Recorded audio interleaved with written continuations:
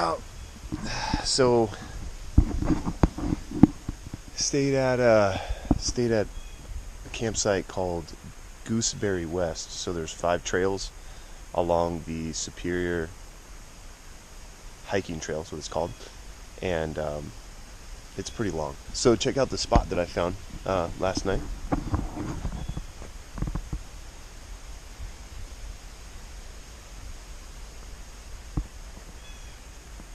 Was hiking, and the first campsite is about 2.5 miles from the parking lot, the trailhead, and there was a group there, so I figured I would just hike on.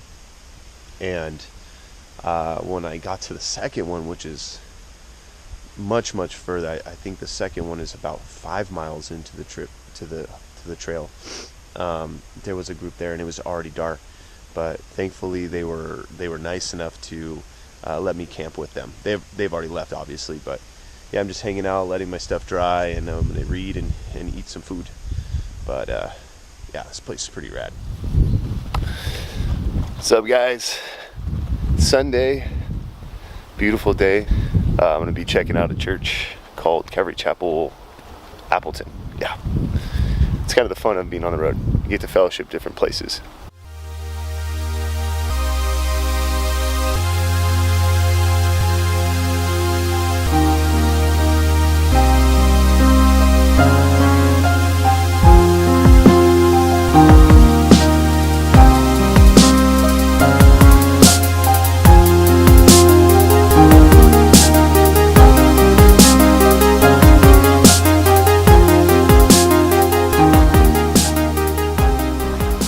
Just got to church. Let's go. Calvary Chapel, Appleton. Yeah. Let's go hear the word of the Lord. Pretty cool. Let's check out the sanctuary.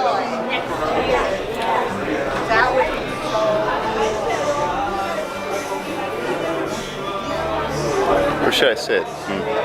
People are looking at me like, why is this guy got a camera in his hand?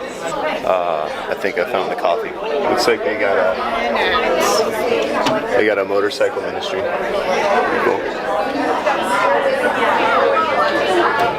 Pretty cool. Too bad I don't have my motorcycle. Today's message: Zephaniah the prophet.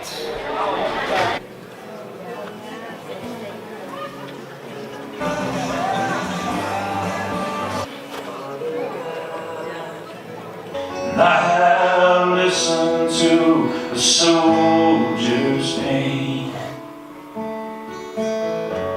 of fallen friends and forgotten wars.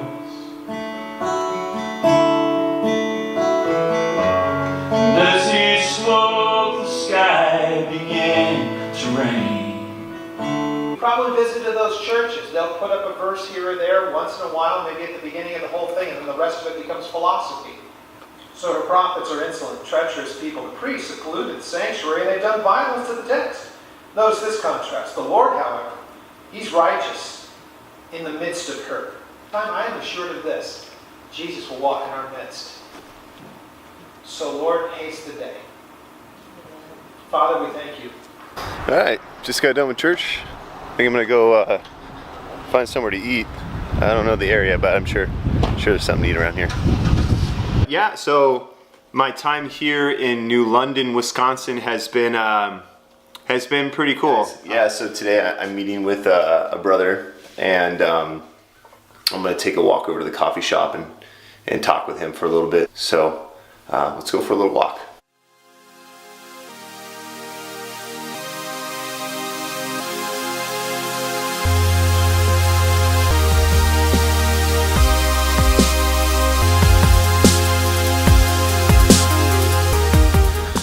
You know, I think it's really good to walk instead of driving everywhere, especially if something's close.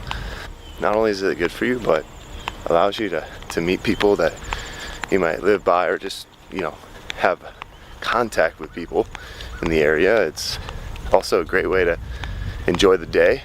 I did a lot of walking and traveling that way in China. And when I got back from China, I remember thinking, yeah, I got a motorcycle I could ride. I got a car I could drive. Whatever. But I enjoyed walking places. And so I try to make that a practice, especially because my Blazer's a gas hog, so why not? So this is part of the downtown, and with that there's this Irish poster or whatever, billboard on the side of this building. Apparently every year during St. Patrick's Day, like, they celebrated it for a whole week, and they call it New Dublin instead of New London. They named the city New Dublin, apparently. But I'm walking over to a coffee shop right now. But yeah, you can see this little downtown area of New London. Super small town. And yeah, look at it. Here's this is the Wolf River. Over the summer, we were training when I was at Four Springs doing wilderness ministry. We spent some of our training at the Flambeau River, but we partnered with another camp called Camp Jubilee, and I remember them saying that they did most of their adventure trips over the summer on the Wolf River. So it's cool to see what the Wolf River looks like.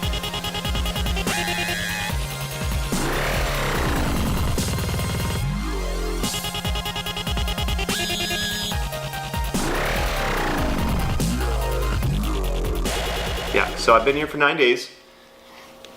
I came out here originally because I had an opportunity to share my testimony at Rawhide Boys Ranch, and that was an awesome experience. I got to talk to some of the boys, and I was actually offered a job position there, and hence why I've stayed here so long after. It was enough time for me to pray and consider the job. I did a 2-day candidacy at the ranch where I shadowed inside one of the houses and got to learn about the program and the position and things like that. And after really, thinking about it, praying about it, I came to the decision to deny the position. And that's because where I'm at in my walk and where I've come to even after 8 months at camp and this whole journey is that God's not calling me to be working as a youth care worker. He's called me to preaching and sharing my testimony, Bible teaching, discipleship, the focus of ministry. I really believe that it was a test. It was a test for me to really see if I'm gonna lean on God and trust in God for direction, provision, opportunities, things like that. So I'm getting ready to head out of New London, and I'm going to be heading down towards Texas, where I have a friend, a longtime friend, Toro, and I'm going to be visiting with him, spending some time with him, and see how far I can go. Just last week, as I was heading to New London, I was at a Kwik Trip gas station filling up, and I started talking with this guy who was, pumping gas right next to me, and we chatted a little bit about gas and E85, and I was just sharing some information with him about E85 and what I'd come to learn after studying about it and looking into it, and as I was getting ready to leave, he came back up to my vehicle and started talking to me further, and soon find out he was a fellow Christian. He's got a family of 4. They bought an RV, and so he invited me in and started talking with him for hours, him and his wife and his 4 kids, and discovered that that God was doing a similar work in his life, something to the effect of kind of stepping out and living on the road and traveling, and it was pretty awesome. Sold their house. He walked away from a 14-year career in the renewables energy industry, and he was sure that God was calling him out of that. And so he took a big step of faith, similar to me. I mean, I didn't walk away from a 14-year career or have a family or sell a house, but in like manner, just stepping out, answering the call, believing God is the one who is leading and who's going to provide. And so, as the night was wrapping up, he reached into his wallet and gave me $200 and said, "Hey, God wanted me to give this to you," and that was like super helpful for me because I don't have any residual income anymore now that my contract at camp has ended. Yet, where God guides, God provides. Totally believe that, and I'm banking on that. I'm trusting the Lord in that. So that was a really cool divine appointment. God used not only that time there to bless me financially and help me to continue my time on the road and continue this journey, but also to have fellowship, because I had spent some time in prayer that morning. I had been asking not only for financial provision and opportunities, further opportunities to speak, but I was also asking for friendship and fellowship because it gets lonely out on the road. Super encouraged. I mean, that's just, how God affirms and confirms a work that he's doing. Now I'm getting ready to leave, and after paying some bills, every month we have bills to pay. My finances are looking pretty lean again, and so I'm just continuing to pray and to seek the Lord and to ask and to believe, and so I'm going to be setting out, and I'm going to be heading towards Texas. So yeah, also some other things that happened here were I was able to do some repair or some preventative maintenance. And what I've done is I've changed the drive belt just for good measure, and then I changed the pulley too because the pulley was old and so is the tensioner. And what those parts are, if you look down here, this is the tensioner that keeps the belt tight. That's the belt. And I replaced the pulley's going to go down here. I haven't put it in yet, but yeah, that's what I'm doing. So I'm running around. I don't have all the necessary tools, but thankfully I was able to borrow some loaner tools from O'Reilly, and I'm going to head over to this shop called Owl's Radiator. I called in, told them the situation, and they said to come on in. So hopefully I'll be able to pop that pulley on and have a smooth system. So let's see how it goes.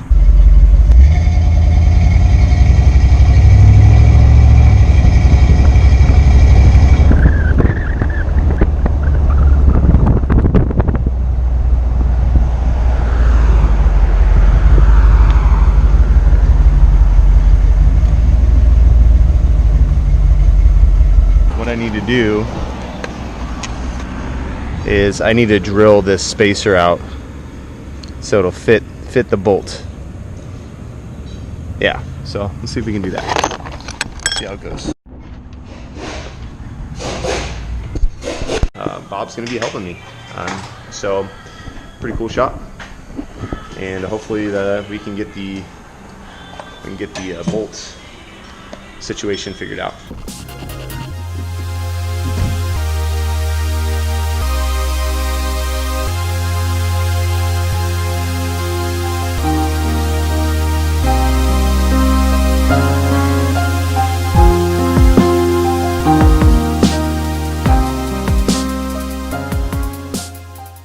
Having to go to O'Reilly's and borrow a loaner tool.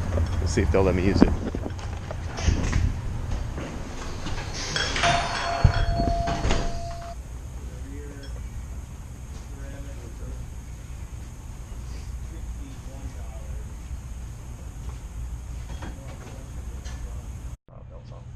Oh, yeah, I can do that. Yeah.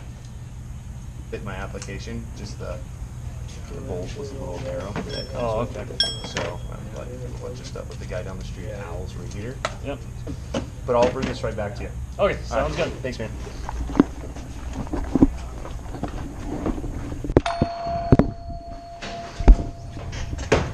See, the thing is, I'm so used to having my own shop, or not shop. Well, I've worked at shops, but having a shop or my own toolbox at home.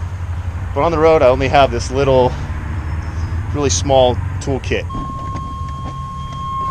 Yeah, it's my little toolkit. does the job, does the job.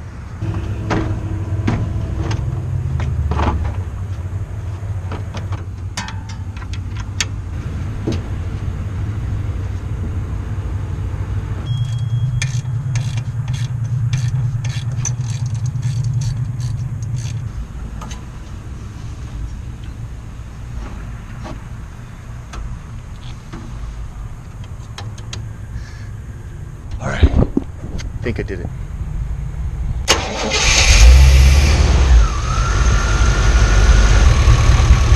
So what that whole belt engine pulley deal was about is that I replaced the whole air conditioning system. It didn't work when I got the truck. I thought it'd be a good investment, being that I'm living basically out of the truck. And yeah, so once I did that, once I replaced it, the AC was working, it put a greater strain on the actual engine pulley system. And because this engine has actually come out of a more recent vehicle, it's been modified, and therefore there was some slack in the actual belt that was, when the AC would run, was showing up. It was the belt was, tension wasn't high enough in a certain point, so I had to do a little research and then basically put another pulley in between, in the actual belt system, so that it would pick up that slack. And it works great, and it was pretty cheap, so I'm really grateful. I got to go thank these guys at O'Reilly for helping me out. I want to thank Adam here for totally helping me out, and the O'Reilly's team. Thanks, guys. You guys are awesome. Yeah, so stop at your local O'Reilly's. These guys will help you out. I'm really, really grateful for this time in New London, and as I step out again and hit the road, ask you guys to be praying for me. I'm praying for provision, praying for opportunities to preach and speak, for fellowship, for accountability, these things, and that I can be a blessing and a witness wherever I go. And I really hope you guys are enjoying the video. Make sure to like and subscribe. Like my videos, hit that thumbs up, subscribe to my channel. There's even a little notifications bell on the page. If you click that, it'll let you know every time I upload a video. But all those things help me to get out there and get some exposure on YouTube. And I'm hoping that investing in YouTube in this way and just recording my journey, I mean, I'm learning everything. I don't know anything about videography and video editing, but I'm just doing it and just going forward with it. So I know probably not the highest quality videos, but hey, I really want you guys to be involved in my life and involved in this journey of faith. And I really want it to be a testimony to the real living relationship that a man can have with his God and through Christ. And so instead of sitting in church and kind of hearing of people who are sharing these miracles and these stories, stepping out, you get to experience it. You get to be a part of that. When you're working and doing the work of God, you get to experience those things. And so I much rather do that. And I'm so thankful that He's called me to it. And so, if you guys would help in supporting this ministry and this journey and my YouTube channel, hopefully I can, get some residual support from it, and hopefully maybe make a little bit of money off YouTube. Just trying different things, putting myself out, taking side jobs wherever I can, doing these different things so I won't be a burden to other people. I want to be a blessing. So yeah, guys, till my next video, we'll see you then.